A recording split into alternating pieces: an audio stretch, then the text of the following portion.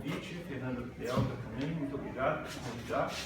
Eu estou aqui representando o Hospital Evangélico, em nome do Dr. João Neves, que é o administrador, né, nosso atual administrador, e eu faço parte apenas da equipe de retina e UVEITS do Hospital Evangélico.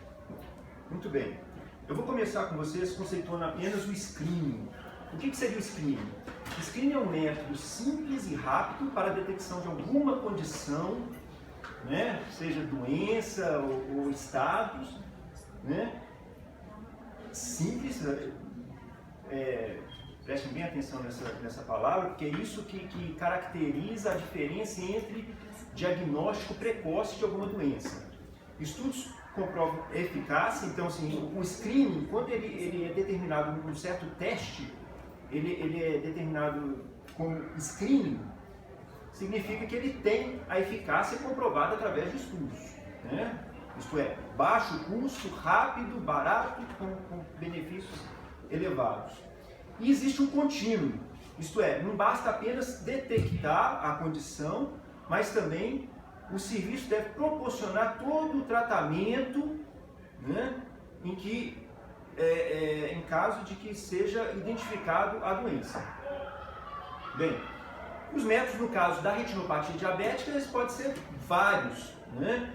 O mais comum deles aqui é a retinografia, né? Um método simples, você vai lá, dilata a pupila do paciente, ele tira uma fotografia e depois é analisado, né? Ou então apenas pelo chamado método de mapeamento de retina, é um exame de fundo de olho. Então assim, o serviço de escolher um daqueles testes que seja feito daquelas características que eu apontei primeiramente, está fazendo um estudo da retinopatia diabética. Bem, como é que estava a situação em 2014 de retinografias em pacientes diabéticos? A região de Belo Horizonte estava com essa pintadinho de vermelho, significava que pelo menos 50% da população diabética estava tendo um screening por retinografia, isto é, pelo menos estava realizando screening, a retinografia, né? Não sei se estava realmente fazendo aquele contínuo, isto é, screening e tratamento completo. Então nós estamos numa situação confortável em Belo Horizonte. O problema são as outras áreas de Minas Gerais, né?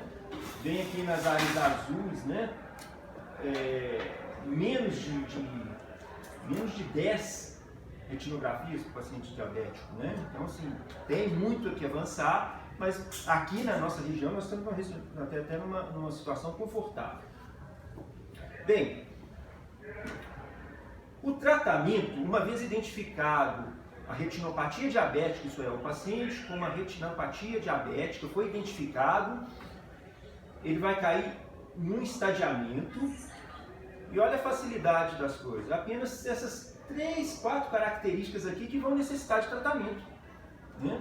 As outras valerão de uma referência e contra-referência para as unidades de saúde, para a equipe multidisciplinar, que ajuda ao cuidado do paciente. Que uma coisa é você não identificar uma retinopatia diabética, né, porque você não fez nada, e o paciente às vezes faz um tratamento meia boca, né, da condição diabética dele, né? E outra coisa é você realmente identificar as condições precocemente, né, e que você pode atuar minimizando o resultado final, o prognóstico dele. E mais ainda, felizmente, olha só, em 2014, tá gente, eu não tenho dados mais recentes não.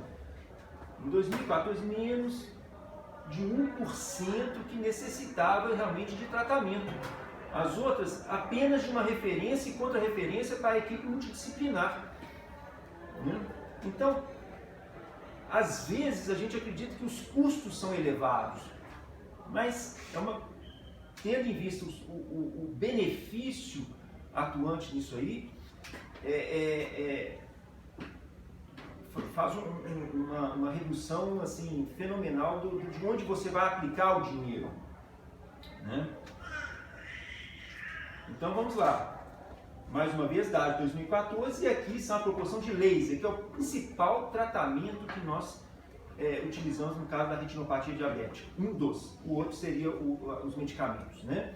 Mais uma vez, região de Belo Horizonte, vermelhinho, significa que a proporção é extremamente elevada. Talvez a nossa preocupação tenha sido com os outros municípios, né? Tudo azulzinho, olha. Os pacientes não têm, às vezes, acesso ou identificação para o tratamento com laser. Isso é só o laser, tá bom? Então, como é a situação hoje do hospital evangélico? Os pacientes realmente eles entram, fazem a retinografia. A retinografia é laudada, existe uma referência e contra-referência com as unidades de saúde, com a equipe multidisciplinar. Mais uma vez, o paciente é convidado, um tempo depois, a repetir o exame, que é uma característica do screening, isto é, um exemplo de experiência lá na Inglaterra, o paciente chega a receber uma carta, não é nem SMS, ele recebe uma carta registrada, né, para que ele seja convidado a retornar à unidade para fazer a retinografia conforme o estadiamento da doença. Se ela está muito avançada e não precisa de tratamento, ele vai retornar um tempo depois, um período mais curto. Se ele não tem nenhuma retinopatia diabética, isso é, ele é apenas diabético, não tem nenhuma alteração, ele vai voltar depois de um tempo mais longo, mas ele vai retornar. Então, isso é uma característica do screening, né? E outra é, nós disponibilizamos todos os tratamentos em nível de atenção primária, inclusive o gargalo nosso, né, de todo o serviço de oftalmologia, que são os anti-VEGFs, conseguindo desjudicializar o tratamento, isto é, nós utilizamos uma medicação de custo-benefício, né, assim, que possa atuar numa grande maioria da população com baixo custo, né? Apesar que temos protocolos, né, seguindo steps, né, em caso de falência de medicamentos. Mas nós temos os 3 níveis, inclusive o final, que é a vitrectomia, né?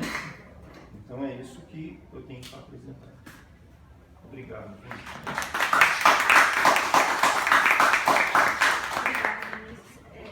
A gente pode deixar a pergunta para o final. Ok. Então, eu teria convidado a doutora Luciana